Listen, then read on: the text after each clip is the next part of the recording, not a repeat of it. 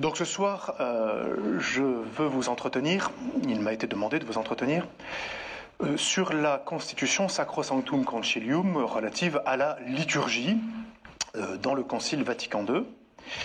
Le 4 décembre prochain, nous célébrerons le 60e anniversaire de la promulgation par Paul VI de cette constitution. Portant donc sur la liturgie, elle avait été adoptée par un vote de 2147 voix contre 4, ce qui est un vote assez unanime pour une constitution. Elle fait partie d'une des 4 grandes constitutions promulguées dans le Concile Vatican II. Elles n'ont plus de secret pour vous, je crois, maintenant. Donc, je fais simplement remarquer que Dei Verbum et Lumen Gentium sont des constitutions qui portent le titre de constitution dogmatique. Ensuite, il y a une constitution pastorale, Gaudium et Spes, dont on vous entretiendra plus tard. Il n'y a pas de qualificatif propre à la constitution qui nous occupe ce soir, constitution sur la liturgie. C'est une constitution. Si elle n'est ni qualifiée de pastorale ni de dogmatique, c'est que certainement la liturgie, c'est tout un. C'est le dogme vécu. C'est le dogme Dieu qui nous parle, mais qui nous parle de manière à ce que cette vie de Dieu, nous la vivions nous-mêmes. Cette constitution dogmatique se situe dans la continuité de ce qu'on a appelé au XXe siècle le mouvement liturgique, qui n'est pas le seul mouvement à l'intérieur de l'Église. Il y a eu évidemment un grand renouveau des études bibliques depuis le XIXe siècle. Il y a eu aussi un grand mouvement patristique. On pourrait décliner le terme de mouvement dans différents domaines. Il y a eu donc un mouvement liturgique avec plusieurs écoles. Je ne rentrerai pas dans le détail. Il y a une école plus occidentale avec un célèbre Monseigneur Martimor de Toulouse. Et puis il y a une école plus orientale, l'école dite de Ratisbonne, dont est issu notre cher Benoît XVI. Cette donc constitution est à situer dans ce grand mouvement liturgique, et notamment, je pense au motu proprio de Saint Pie X, à travers les sollicitudes du 22 novembre 1903, où apparaît dans le magistère, pour la première fois, dans le magistère, le terme de participatio actuosa, qui a fait couler beaucoup d'encre, et que nous avons traduit en français par participation active. Pourtant, en latin, il existe le terme de participatio activa. Le terme, c'est participatio actuosa. Je pense aussi à l'encyclique Mediator Dei de Pie XII, dont le texte de Sacrosanctum Concilium reprend nombre de citations. C'est l'auteur le plus cité. Et puis sa réforme de la Semaine Sainte. Alors, quel était le but de cette constitution Sacrosanctum Concilium? Je lis: puisque le Saint Concile, c'est au numéro 1 de la Constitution, se propose de faire progresser la vie chrétienne de jour en jour chez les fidèles, de mieux adapter aux nécessités de notre époque celles des institutions qui sont sujettes à des changements, de favoriser tout ce qui peut contribuer à l'union de tous ceux qui croient au Christ et de fortifier tout ce qui concourt à appeler tous les hommes dans le sein de l'Église, le Concile estime qu'il lui revient à un titre particulier de veiller aussi à la restauration et au progrès de la liturgie. Terme de progrès est à entendre et à analyser avec le début du paragraphe. Il s'agit du progrès des fidèles. Le progrès des fidèles à travers et par et dans la liturgie. La restauration. Alors je sais combien la question est polémique. Et comme vous, il y a de nombreux lieux où j'ai été, où j'ai souffert et où je souffre. Quand on me parle de restauration, parfois on peut se dire, mon Dieu, si ceux qui voulaient restaurer revenaient voir certains lieux aujourd'hui, ils se demanderaient où nous en sommes. Et pourtant, le Concile parle de restauration, et à juste titre, et je voudrais éclairer ce but à partir d'un commentaire du cardinal Ratzinger. Et c'est très important, parce qu'il a l'art des paraboles. À quoi, dit-il, pouvait ressembler la liturgie en 1918 ? La liturgie, à ce moment-là, donnait l'apparence d'une fresque parfaitement préservée, mais presque entièrement recouverte de couches successives. Dans le missel que le prêtre utilisait pour la célébration de la messe, la liturgie apparaissait telle qu'elle s'était développée depuis ses origines, alors que, pour les croyants, en tout cas dans certains endroits, elle était en partie dissimulée sous une foule de rubriques et de prières privées. Grâce au mouvement liturgique, puis de façon plus nette lors du Concile Vatican II, la fresque fut dégagée et, pendant un instant, nous restâmes fascinés par la beauté de ses couleurs et de ses motifs. Exposée depuis lors aux conditions climatiques, comme à diverses tentatives de restauration ou de reconstruction, la fresque risque toutefois d'être détruite si l'on ne prend rapidement des mesures pour mettre un terme à ces influences nuisibles. Certes, il ne s'agit pas de recouvrir de rechef d'une autre couche, mais de susciter un nouveau respect pour tout ce qui la touche, une intelligence renouvelée de son message et de sa réalité, pour éviter que cette redécouverte ne soit le premier pas vers sa perte définitive. Nous avons là un diagnostic sévère, réaliste, et Dieu sait si on peut le dire, compétent. Compétent. Le cardinal Ratzinger, certains proposent déjà d'en faire un jour un docteur de l'Église, un docteur de la liturgie. Donc, vous voyez, il n'y a pas de langue de buis ecclésiastique chez lui. Il aborde la question, et pourtant, il se pose en fervent défenseur du texte de Sacrosanctum Concilium. Mais il est réaliste. Alors, cette constitution, très rapidement, se divise en 7 chapitres. Un premier chapitre présentant les principes généraux pour la restauration et le progrès de la liturgie, et traitant de la nature, de l'essence de la liturgie, de son importance dans la vie de l'Église. Un chapitre deuxième sur le mystère de l'Eucharistie, et, pour faire vite, les autres chapitres portent sur les sacrements, les autres sacrements, ce qu'on appelle les sacramentaux, les bénédictions par exemple, l'office divin, le calendrier, l'année liturgique, la musique sacrée, l'art sacré. Voilà un petit peu donc les thèmes qui sont abordés. Alors, j'ai bien conscience que je pourrais faire une lecture du genre d'une disputatio pour voir dans quel sens on peut tirer le texte. Est-ce qu'il est traditionnel? Est-ce qu'il est progressiste? À vrai dire, je crois que ce n'est pas du tout le propos des pères du Concile. Et le cardinal Ratzinger, on peut lui faire confiance, qui connaît la question, nous montre bien qu'on est là dans un exemple type de ce qu'on appelle un développement organique, un arbre qui continue de pousser et qui portera ses fruits, quelles que soient les intempéries.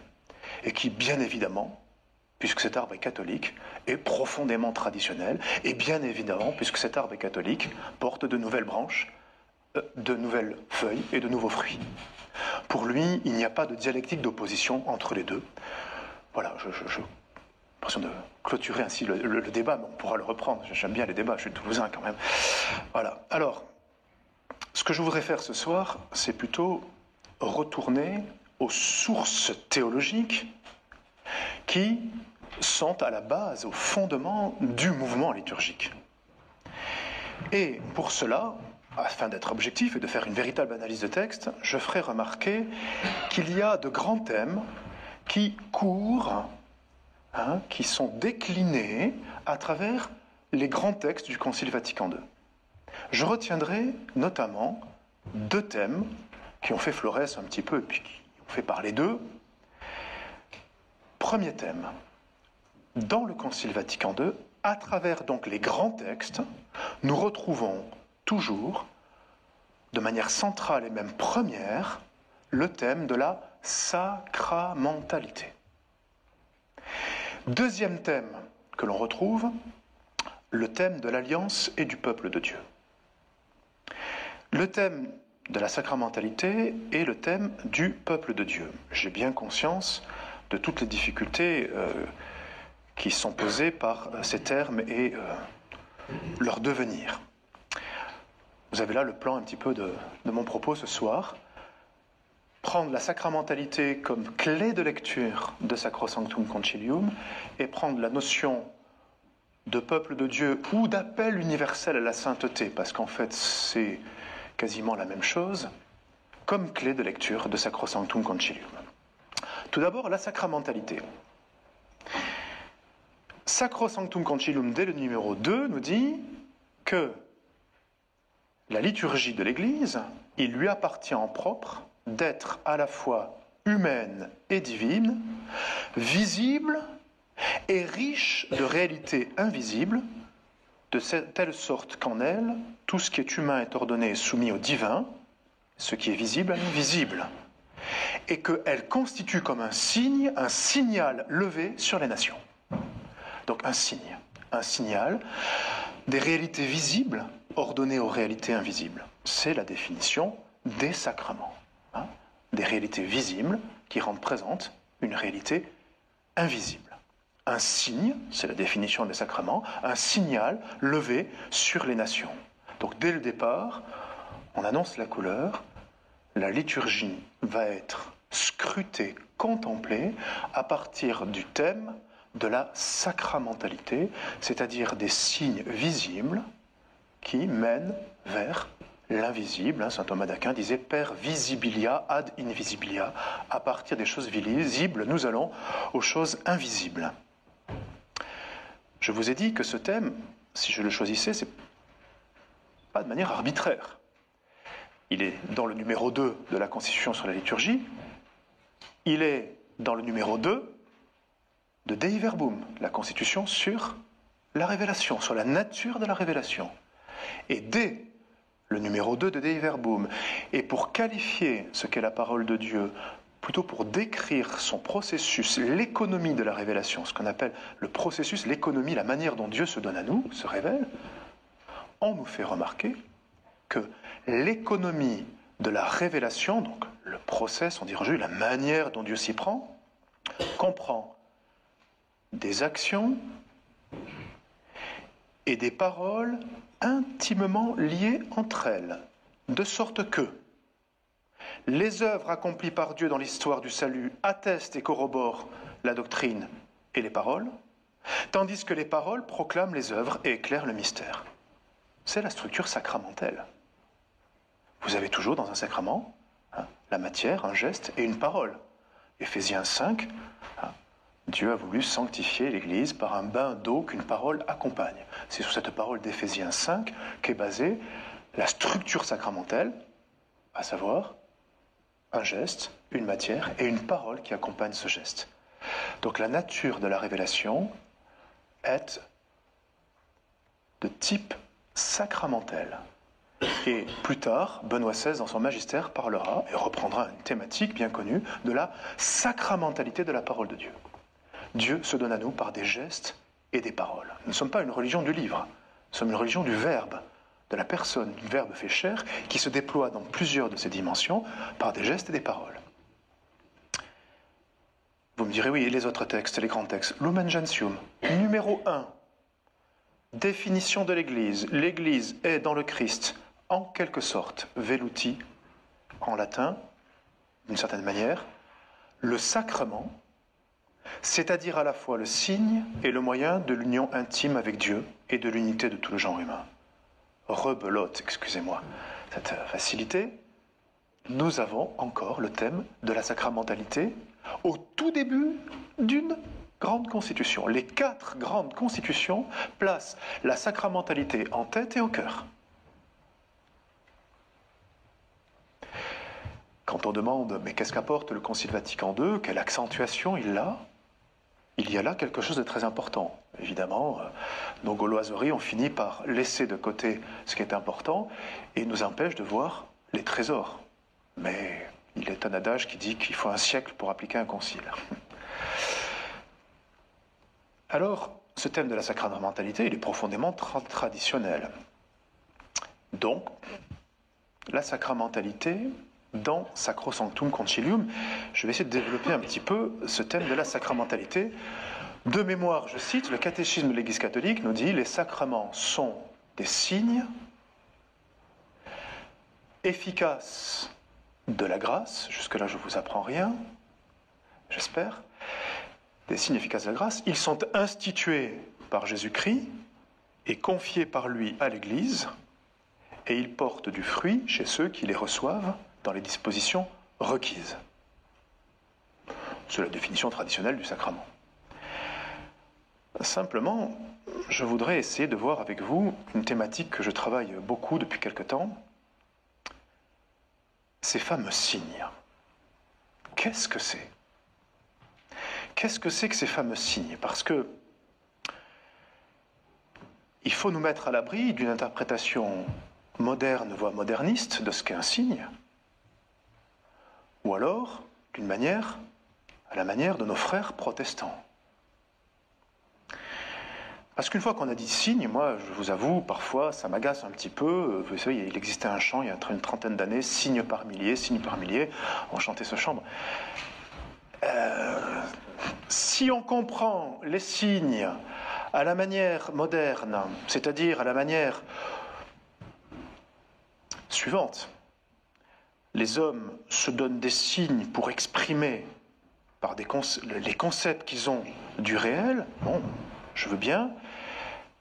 La manière dont on parle des signes dans la Bible et dans la tradition catholique et dans la théologie, notamment de saint Thomas d'Aquin, c'est pas tout à fait ça. Alors essayons de voir. Qu'est-ce qu'un signe pour nous catholiques ? Ça, c'est plus difficile. Bon, je vais partir chercher un exemple un petit peu parce qu'il faut donner des exemples un petit peu qui détendent l'atmosphère, on va dire, donc sur la question aussi dure que la liturgie. Bon, vous savez qu'il y a, la semaine dernière, il y a eu le championnat du monde du cassoulet à Toulouse. Ben pour nous, ne riez pas, c'est très important. Et c'est donc Romain Brard qui l'a emporté, il a un très bon cassoulet. Et il y avait du canard dans ce cassoulet, je me suis laissé dire, parce qu'il y a une dispute à Toulouse, savoir s'il faut du canard ou pas dans le cassoulet. Moi je crois que oui, parce que ma grand-mère en mettait, donc voilà. Alors partons du canard. Et avant le canard, peut-être, le ver de terre ou l'anguille que le canard va manger. Bon. Petit ver là qui se promène, ou l'anguille, bon, elle semble envoyer un signal, c'est un signe finalement. Elle est là, elle se tortille. Mais bon, en matière de signes, elle ne va pas émettre grand-chose comme concept derrière. Il n'y a pas tout un raisonnement conceptuel derrière le signe envoyé par l'anguille qui va se faire manger par le canard, ou le petit poisson, la petite anguille, là, ou le petit ver de terre. Mais, hey, une fois que le petit ver de terre sera mangé par le canard, il va connaître un destin absolument unique. Il va devenir canard. Et le canard, lui, il fait des signes aussi. Le canard, il fait coin-coin, par exemple. Un son. Il secoue ses plumes quand il sort de l'eau. Coin-coin plus les plumes, en général, ça veut dire qu'il est content, le canard. Un son plus un geste qui exprime, par des signes donc, sa satisfaction. Signe visible d'une réalité imperceptible. Bon, les théologiens disent qu'il y a là, entre le signe des plumes du canard et le coin-coin, il y a une alliance, vous savez, entre la parole, enfin, c'est pas vraiment une parole, hein, entre les onomatopées du canard et ses plumes, il y a là une alliance, ils disent un petit peu à la manière dont l'âme et le corps sont unis en nous, font un. Ils parlent, même si vous voulez un terme savant, d'hylémorphisme. Hylé et morphé, hein, la matière et la forme. Il y a donc comme si la parole du canard donnait une sorte de d'âme à ces plumes qu'il secoue, et on comprend, la parole plus les gestes, qu'il est assez content. Mais enfin, le canard ne va pas pouvoir exprimer grand-chose de plus. Maintenant, si je mange le canard, Bon, j'avais pensé, je ne sais pas pourquoi, j'avais pris l'exemple, si l'abbé d'Herville mange le canard. Bon, alors voilà. Et le canard connaît un sort unique dans son histoire. Et il contribue à être informé par l'âme de l'abbé d'Herville, et donc il connaît une assomption, soyons pédants, une assomption ontologique dans l'être, dans les degrés de l'être. Et là, qu'est-ce qui se passe? Ce qui était impossible chez le canard, à savoir émettre un concept, un raisonnement ou une idée, va devenir possible chez l'abbé d'Herville. Parce que le son et les gestes, moi je fais des gestes quand je parle, bon. Le son et les gestes, cette fois-ci, c'est toujours matériellement du son et des gestes. C'est toujours des signes. Mais les signes d'une réalité autrement supérieure, qui transcende ce que le canard pouvait dire ou vouloir dire. C'est merveilleux de voir qu'une même réalité matérielle, un corps, un son, des gestes, vont être porteurs de quelque chose qui transcende tout ce que tous les canards du monde réunis auraient pu faire. Tous les canards réunis du monde ne pourront jamais faire une méditation prêchée par l'abbé d'Herville. Il y a un saut ontologique transcendant. Tiens, mais je m'éloigne de la matière. Non, on est bien dans les signes et dans ce qu'ils rendent présents. Dans une âme spirituelle, le corps matériel, les sons et les gestes expriment bien autre chose que ce que l'étage d'en dessous, le canard, pouvait exprimer. Eh bien, vous voyez, si nous reprenons cela, quand les hommes réfléchissent et pensent à Dieu, ils peuvent bien exprimer des choses. Mais tant que Dieu ne se révèle pas, notamment à travers les prophètes, tous les intelligences et tous les philosophes du monde auront pour se réunir, ils ne pourront pas dire sur Dieu ce qu'un prophète peut dire. Parce que le prophète, il est mu par quoi? Par l'Esprit de Dieu. Et du coup, ce qui chez un autre homme pouvait être un son, un raisonnement, un geste, n'aura jamais atteint ce qu'un prophète, un homme mu par le don de prophétie et par l'Esprit Saint, pourra dire. Nous passons encore là à un étage supérieur, dans l'ordre, dans le registre de la signification. Un corps humain, une parole humaine vont pouvoir dire des choses qu'un humain n'aurait pas pu penser. Ça s'appelle le prophète. Si nous allons encore au-dessus et que nous continuons, nous allons voir que ce prophète, il peut exprimer des choses, mais lui n'arrivera jamais à exprimer encore ce qu'on va trouver, à l'étage au-dessus, à savoir le Verbe, non pas qui inspire le prophète, mais le Verbe qui va s'incarner dans un homme, Jésus-Christ. Et là, vous voyez, toujours pareil, le registre de signification, les gestes, les paroles, vont exprimer quelque chose de plus encore. On est à un degré nouveau d'assomption de la capacité des choses à faire signe. Un être humain peut faire signe, mais quand il est tout seul, il fait signe de son intelligence. Quand il est inspiré par l'Esprit Saint, il fait signe de Dieu. Quand c'est Dieu incarné, il fait plus que signe de Dieu. Il fait signe de l'œuvre de Dieu, sans faire de jeu de mots. C'est-à-dire de Dieu qui réalise quelque chose. Tous les prophètes du monde n'auraient pas pu réaliser. Alors, ce que je veux dire par là, et je reprends, c'est que les signes, c'est très important, les pères de l'Église, saint Thomas d'Aquin et le Concile Vatican II et les magistères avant, veulent braquer le projecteur de notre contemplation sur les signes. Pourquoi donc? Saint Augustin, entre autres et bien d'autres, nous ont apporté cela. Saint Augustin développe une vision de l'univers comme étant un signe du Créateur. La création est un signe du Créateur. Souvenez-vous, l'épître aux Romains, ou encore le livre de la sagesse. La beauté de la création fait par analogie penser à la grandeur du Créateur. Donc, voir l'univers comme un signe de l'existence de Dieu. On parle là de présence d'immensité de Dieu, qui se signifie, comme le peintre se signifie à travers son tableau, le Créateur se signifie à travers sa création.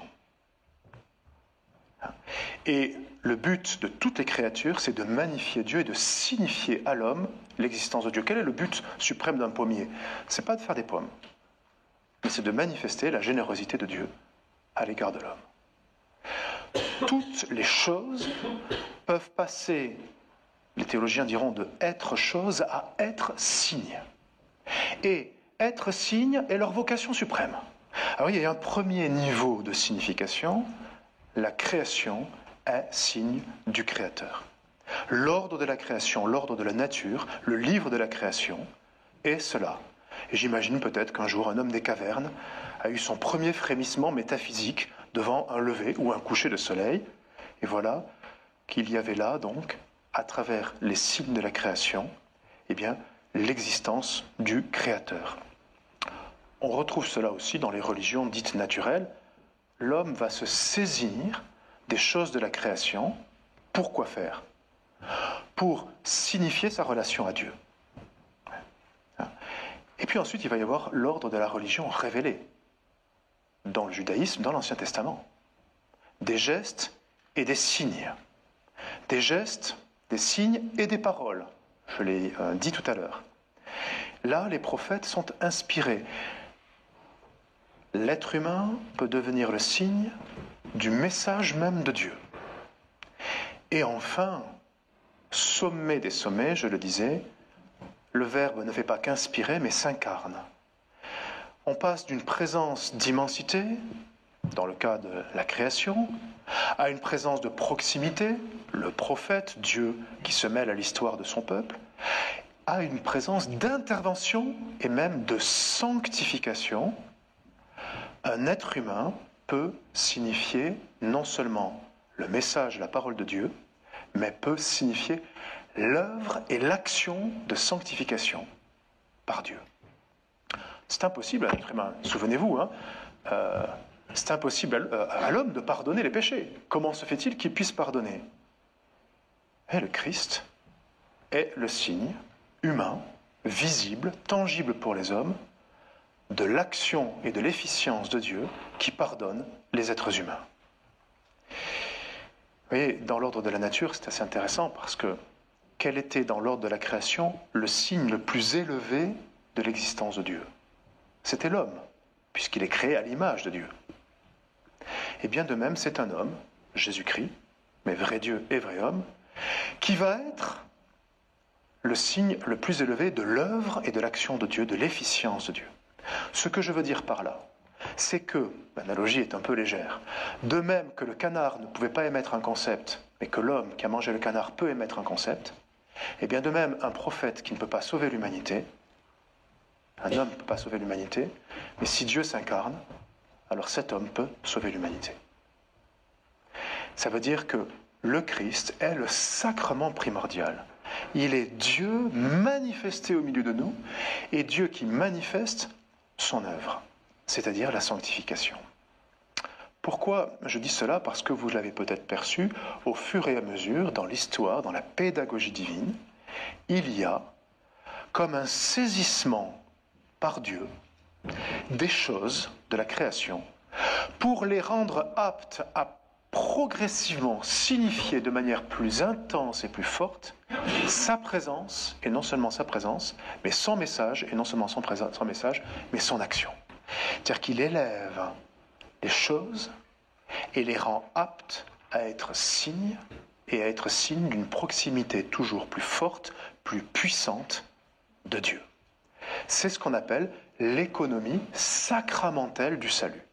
Dieu nous sauve et intervient à travers les signes, c'est-à-dire à travers le fait que la création a une aptitude, est en puissance de pouvoir signifier la présence, la parole, l'action de Dieu, successivement, ces trois étapes.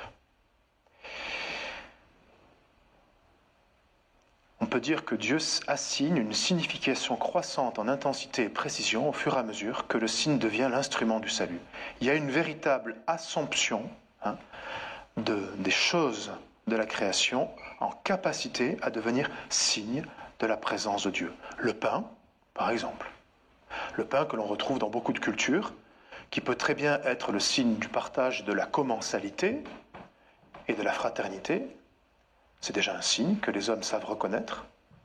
Qui va recevoir une intention de Dieu dans l'Ancien Testament plus puissante, puisqu'il va être le signe de la libération de l'esclavage d'Égypte pour aller en terre promise. Et une fois que Dieu se sera incarné, il va reprendre ce même pain, et entre ses mains, il va en faire le signe de Dieu qui veut se donner en nourriture pour nos âmes et qui s'offre en sacrifice sous les espèces du pain et du vin.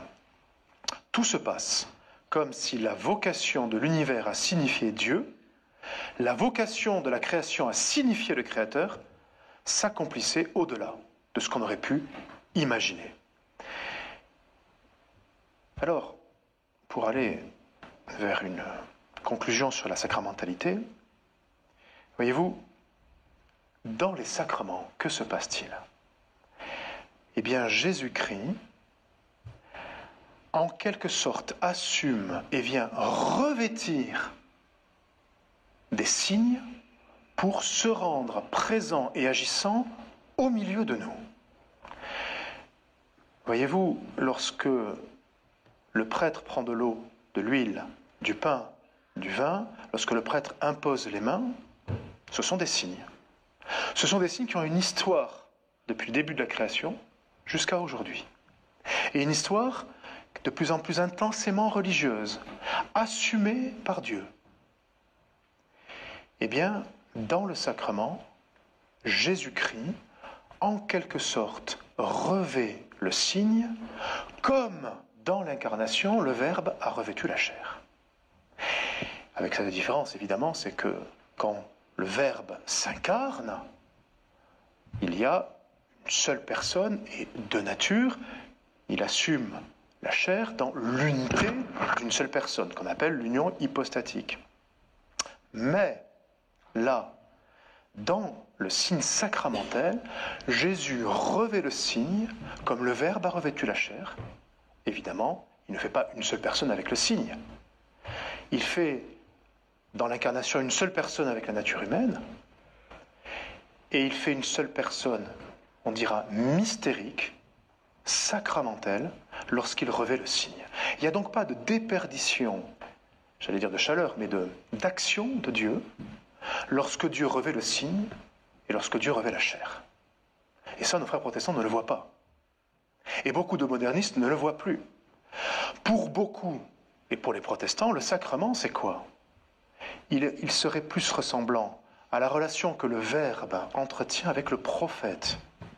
Alors que pour nous, catholiques, le sacrement, c'est plutôt la relation que le Verbe entretient au signe et à la chair dans l'incarnation. Vous voyez la différence ? Vous voyez bien la différence qu'il y a entre la relation qu'il y a entre le Verbe et un prophète ? Le Verbe, ce n'est pas incarné dans un prophète. Il inspire le prophète. Mais le prophète n'est pas le Verbe incarné. Il n'est pas la seconde personne de la Trinité. Tandis que dans l'incarnation, le Verbe a pris chair et il s'est incarné. Cet homme, Jésus, est la seconde personne de la Trinité. Vous voyez, la relation est quand même très différente.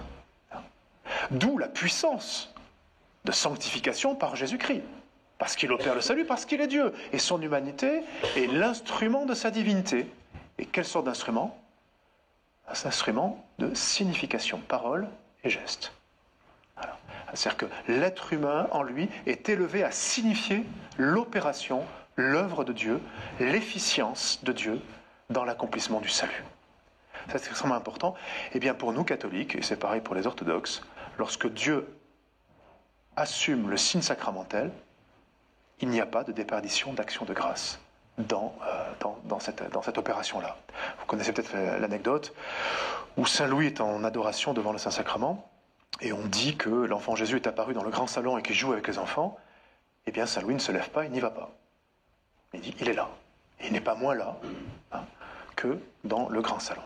Alors le Concile Vatican II nous dit tout cela et insiste beaucoup sur cela. Il nous dit, pour l'accomplissement d'une si grande œuvre, le Christ est toujours là auprès de son Église, surtout dans les actions liturgiques. Il est présent dans le sacrifice de la messe, dans la personne du ministre, le même offrant maintenant par le ministère des prêtres et qui s'offrit alors lui-même sur la croix, et au plus haut degré, sous les signes des espèces eucharistiques. C'est donc à juste titre que la liturgie est considérée, nous dit le Concile, comme l'exercice de la fonction sacerdotale de Jésus-Christ, exercice dans lequel la sanctification de l'homme est signifiée par des signes sensibles et réalisée d'une manière propre à chacun d'eux, dans lequel le culte public intégral est exercé par le corps mystique de Jésus-Christ, c'est-à-dire par le chef et par ses membres. Quel est le sujet de la liturgie? Quel est le sujet agissant qui exerce la liturgie? C'est Jésus-Christ, tête, qui s'adjoint à son corps mystique, c'est-à-dire le corps du Christ, l'Église. Le sujet agissant, c'est le Christ par et dans son Église qui glorifie le Père dans l'Esprit Saint. C'est lui le sujet agissant. C'est pas d'abord la créativité des hommes, etc. C'est lui. Et nous sommes et nous posons les signes de Dieu. Et le prêtre pose les signes de Dieu. Il est instrument, il doit totalement s'effacer. Il n'est pas une marionnette, il est un instrument libre, doué d'intelligence et de volonté, mais qui a la conscience d'être signe, et toute l'Assemblée aussi. Alors si nous sommes signes d'un seul sujet mystique, à savoir Jésus-Christ en son corps mystique, alors nous devons obéir à ce que l'Église elle-même dit de la manière dont nous devons être signes dans la liturgie de ce sujet agissant.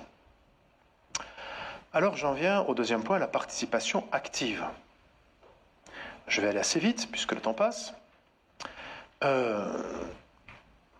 Dans le texte sur la parole de Dieu, on trouve la notion d'alliance qui constitue un peuple.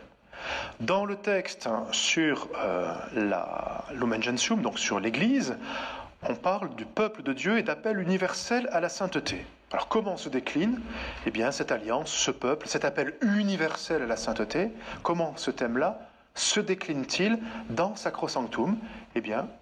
À travers le thème de Participatio Actuosa, qui est reprise de Pie X, Saint Pie X et de Pie XII.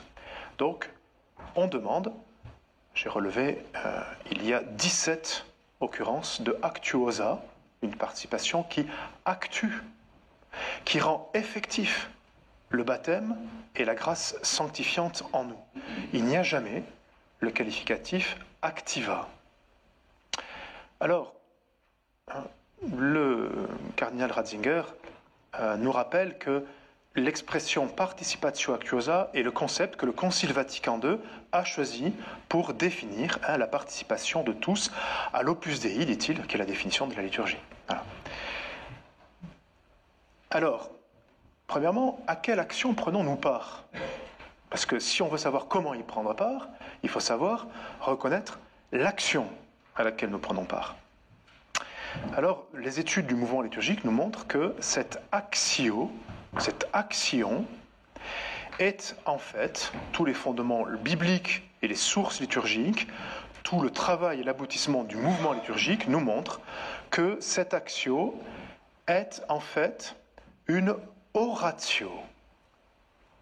Les pères de l'Église l'appelaient une oratio et, plus exactement, elle est le noyau de la messe, la liturgie eucharistique, la prière eucharistique. Et oratio ne signifie pas seulement prière, parce qu'il y a en latin un terme pour cela, c'est prex, mais discours. Et là, vous avez donc une analyse très fine du cardinal Ratzinger, qui nous dit, dans les premiers siècles, les pères ont développé la notion de oratio pour nous dire que nous aussi on avait un discours, mais notre discours, oratio signifie discours, mais notre discours n'est pas le nôtre, c'est celui du logos de Dieu, de la parole de Dieu. Et ce discours se donne à nous, mais il ne se donne pas à nous uniquement de manière intellectuelle et en parole, Mais comme ce logos s'est fait chair, eh bien, ce discours se donne à nous aussi en acte, en action et par des gestes. Nous avons donc là cette actio sacrée, l'action la plus haute qui puisse arriver sur terre, celle de Dieu fait chair. Alors voilà donc cette actio qui est celle qui est au centre de la liturgie. C'est en fait l'actio, l'oratio de Dieu. Et il nous en rend participants par le baptême. C'est très impressionnant, ça éclaire le verset de Jean 14, 12, où le Seigneur dit « En vérité, je vous le dis, celui qui croit en moi fera aussi les œuvres que je fais, mais il en fera de plus grandes. » Je me suis posé la question, qu'est-ce que ça veut dire pour nous faire de plus grandes œuvres que le Christ lui-même? Et c'est précisément l'œuvre liturgique. C'est que par notre baptême, lorsque le Christ nous a marqués par le sceau sacramentel du baptême, nous sommes rendus aptes, pas simplement juridiquement, nous sommes députés juridiquement au culte, mais nous sommes rendus aptes par une ressemblance à Dieu, une participation à la vie même de Dieu, de poser ces actes, ou plutôt Dieu pose cette action par nous, et nous la posons par lui, avec lui et en lui. C'est donc cet unique sujet agissant dans la liturgie qui est le Christ et qui nous donne d'être rendus participants à cet acte, non pas en vertu de nos mérites, de nos qualités, de nos capacités, mais en vertu d'un don gratuit qui est le sceau baptismal qui nous a rendus prêtres, prophètes et rois. Et nous sommes rendus participants du sacerdoce du Christ et nous pouvons donc, dans le culte divin, être les signes, mais les signes mus par le Seigneur lui-même pour glorifier le Père. Alors c'est ça, l'action. D'ailleurs, liturgie, en grec, laitos ergon, énergie du peuple ou action du peuple, a souvent été comprise, cette traduction, dans un mauvais sens, comme si les êtres humains devaient inventer leur propre culte, avec leur inventivité, pour dire, voilà Seigneur, comment je vous aime. Alors qu'en fait, c'est Dieu qui s'est saisi, comme je l'ai dit tout à l'heure dans la sacramentalité, des éléments de la création pour en faire des signes, de les faire passer d'être chose à être signe, et qui, dans le Logos fait chair, nous montre le signe le plus éminent du culte rendu à Dieu, sur la croix, quand le Seigneur dit « tout est accompli ». Quand il dit ces paroles, ce sont des psaumes. Ce sont des psaumes qu'on dit au temple, ce sont des psaumes que le grand prêtre connaît pour offrir le grand sacrifice. Le grand prêtre reconnaît là l'accomplissement du sacrifice suprême. Alors une fois qu'on a compris que cette action c'est celle-là, que le sujet agissant c'est le Seigneur Jésus, que cette action est celle de Dieu, qui nous fait l'honneur insigne et inouï, incommensurable, d'y participer, comment prendre part à cette action? Alors, certainement pas en s'agitant de toutes parts. Puisque, je vous le redis, participatio actuosa, c'est-à-dire qui actue en nous la grâce de notre baptême. Le prêtre qui célèbre s'efface totalement et le Christ utilise comme instrument les gestes et les paroles du prêtre. C'est un premier degré de la participation. Mais vous aussi, fidèles, vous êtes rendus participants en vertu, donc je l'ai déjà dit, de votre sacerdoce baptismal.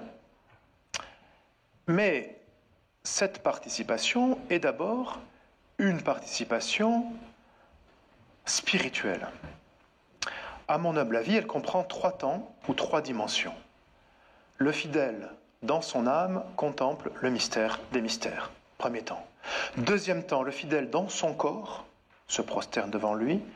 Troisième temps, le fidèle dans toute sa vie devient Eucharistie. Alors, premier temps, le fidèle dans son âme contemple le mystère des mystères. Lorsque on arrive vers le centre, le noyau de l'action liturgique qu'est la prière eucharistique, L'âme doit contempler, adorer, louer, rendre grâce et s'offrir en union au sacrifice du Christ.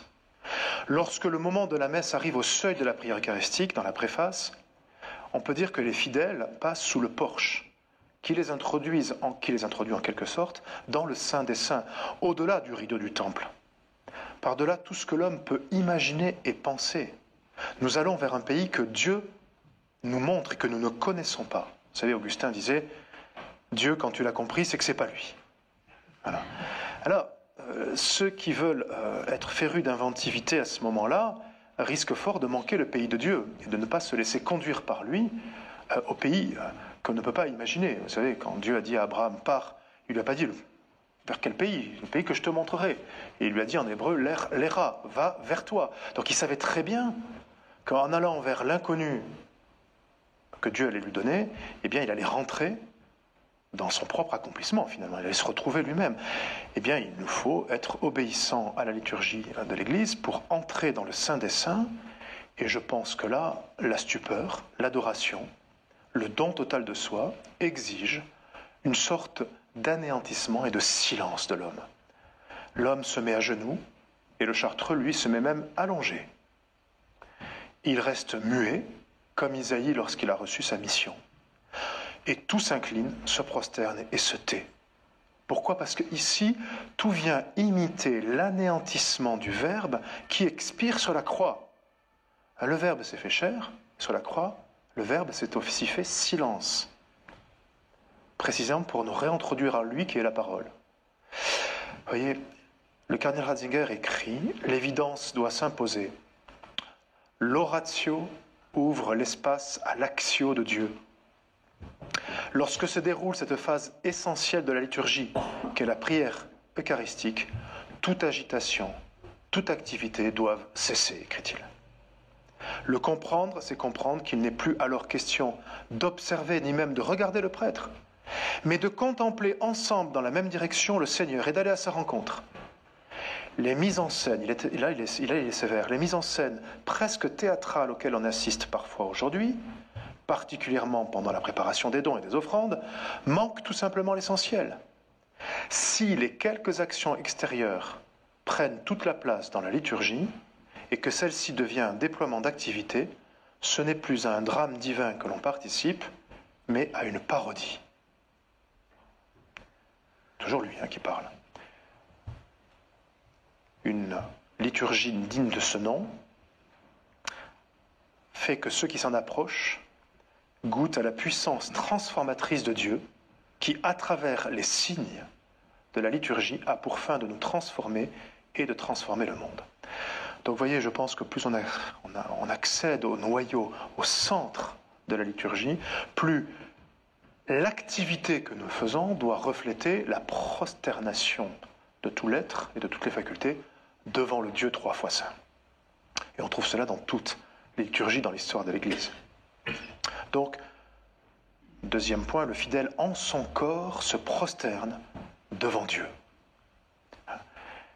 Bien, il y a d'autres actions qui peuvent avoir lieu dans le reste de la liturgie, mais là encore, on prévoit, je pourrais citer les termes employés par Sacrosanctum Concilium, beaucoup de révérence, de noblesse, de simplicité, ce sont les termes qui reviennent dans la manière dont des fidèles vont pouvoir exercer la lecture, les processions, etc.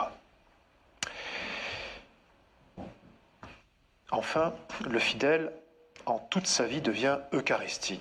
Alors là, c'est un motif très intéressant que développe aussi le cardinal Ratzinger. Si le Logos s'est fait chair, qu'il nous unit à lui dans la messe, nous sommes entraînés par lui, avec lui et à lui, de vie à vivre de sa vie. Saint Augustin disait que notre manière de vivre se modèle sur notre manière de penser, et que notre manière de penser se modèle sur l'Eucharistie.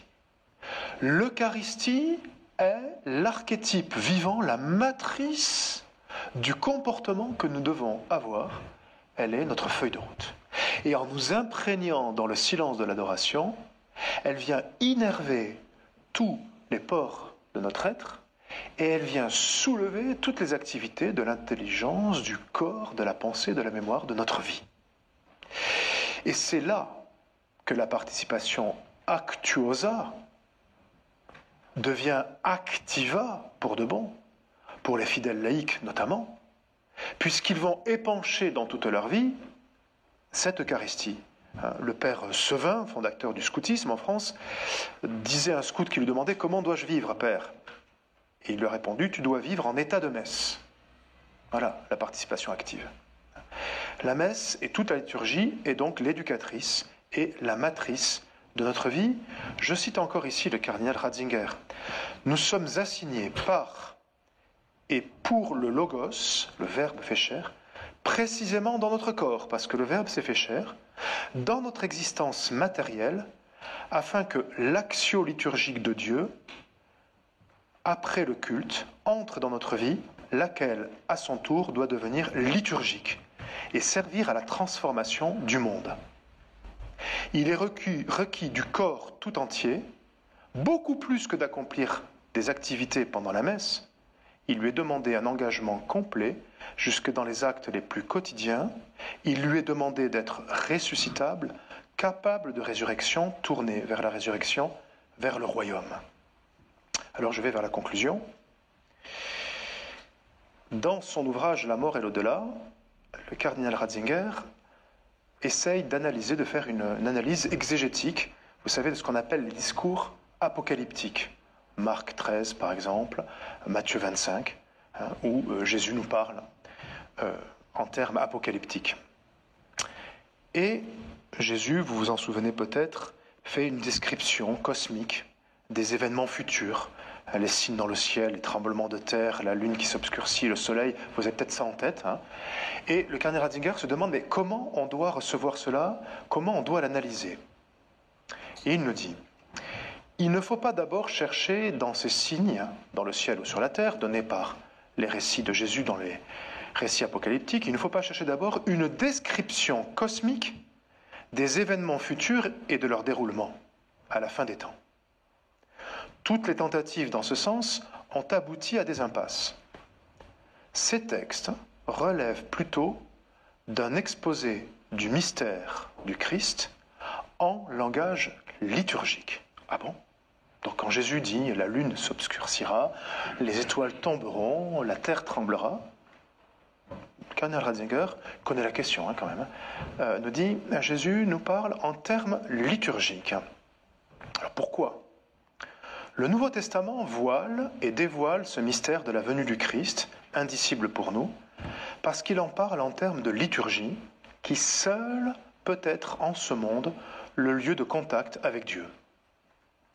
Il continue, il va éclairer cela, la parousie, le retour du Christ, est le degré suprême d'intensité et de plénitude de la liturgie. Donc vous imaginez, à la fin des temps, si on a la chance d'y assister, si c'est pour notre époque, eh bien, ce sera un sommet de liturgie. Ah bon? On ne le voit pas souvent comme ça. Et chaque liturgie est une parousie, un événement de la présence et de la venue du Christ parmi nous. L'Église, dans la liturgie, poursuit le cardinal Ratzinger, s'attaque au fondement du cosmos et opère sa métamorphose libératrice dans la liturgie. Les éléments du monde sont d'ores et déjà détrônés, le soleil, la lune et les étoiles ont déjà pâli, et pourtant cela est encore à venir. Et plus loin, il développe en expliquant qu'effectivement, dans la liturgie, tous les éléments sont présents, les choses de la création, je vous le disais dans la sacramentalité, les êtres choses deviennent des êtres signes. Le marbre de l'autel, le bois, l'encens, le chant, le pain, le vin, l'huile, les gestes, les corps, tout. Et c'est là que vraiment chaque chose atteint sa finalité, puisque les choses deviennent des signes, et des signes de réalisation qui sont assumés par le Verbe incarné et qui ont fait une glorification de Dieu. Nulle part que dans la liturgie, le grain d'encens n'atteint son sommet. Le pain de pomme, je ne sais pas où on peut le mettre, mais bon, voyez-vous. Donc, on a là cela, et il poursuit, si on le met en lien avec ce que j'ai dit tout à l'heure, les fidèles laïcs, lorsqu'ils ordonnent les réalités temporelles dans leur métier au royaume des cieux, préparent la matière du siècle pour la célébration liturgique. Pas simplement le couvent de religieuses qui va peut-être préparer des hosties ou du vin à partir de la vigne qu'elles ont chez elles. Mais vous, lorsque, en divinisant votre travail quotidien, vous y mettez tout votre cœur, vous réalisez l'assomption de toute chose vers Dieu. C'est une sorte de prolongement, d'épanchement liturgique qui fait d'ores et déjà passer tout le cosmos en Dieu. Un travail bien fait, avec esprit, se retrouvera transfiguré et tout autre. Je ne sais pas si on retrouvera des pièces faites par notre Seigneur Jésus-Christ à Nazareth dans le bois. Mais tout ce que nous aurons travaillé se retrouvera d'autant plus et d'autant mieux transfiguré que nous l'aurons, le cardinal Ratzinger dit, logoisé. Le logos vient nous transformer, nous sommes logoisés, nous sommes Christo-conformés, Christo-transformés. Je termine par deux citations, une du cardinal Ranjit, à propos de la participation active, ce genre de participation à l'action même du Christ, souverain prêtre, n'exige de nous rien de moins qu'une attitude d'absorption totale en lui. La participation active n'est donc pas un abandon à un quelconque activisme, mais une assimilation intégrale et totale à la personne du Christ, qui est vraiment le grand prêtre, de cette célébration éternelle et ininterrompue de la liturgie céleste. Parce que c'est vrai que la messe sur terre est l'incarnation, Jean-Paul II disait, d'une Eucharistie éternelle, parce que dans la Trinité, éternellement, le Verbe se donne au Père et le Père au Verbe. Et donc pour le Verbe, rien de nouveau sur terre. C'est simplement la modalité qui est sacramentelle dans son corps et dans les signes. Mais ce qu'il fait n'est rien de nouveau pour lui, parce qu'il n'y a pas de changement en Dieu, par rapport à ce qu'il fait dans l'éternité, c'est-à-dire se donner à son Père. Louis Bouillet disait, il faut retrouver donc, lui aussi pouvait être sévère, le sens premier de la messe, ce sens théocentrique, cette réorientation de toute l'humanité, de l'univers entier sur son seul foyer authentique. Ce retour universel opéré dans le Christ crucifié et monté au ciel, cette reprise de toute chose dans le flot immense de l'amour divin, refluant enfin en amour filial vers la source paternelle. Alors que la Vierge Marie nous aide à voir cela, puisque la Bible nous dit, dans Isaïe, que Dieu donne un signe, la Vierge qui enfante. Elle enfante le Verbe dans la chair et le Verbe en son corps mystique, nous, dans les signes de la liturgie et dans les signes que nous sommes. Et cela dit beaucoup de choses si nous le retenons comme elle, si nous le méditons. Et le texte grec dit, elle synthétisait et symbolisait ces choses-là dans son cœur. C'est-à-dire qu'elle tissait. Et si nous, nous repassons cela, nous tissons nous aussi les fils de notre vie, de manière à les logoiser, à les christo-conformer.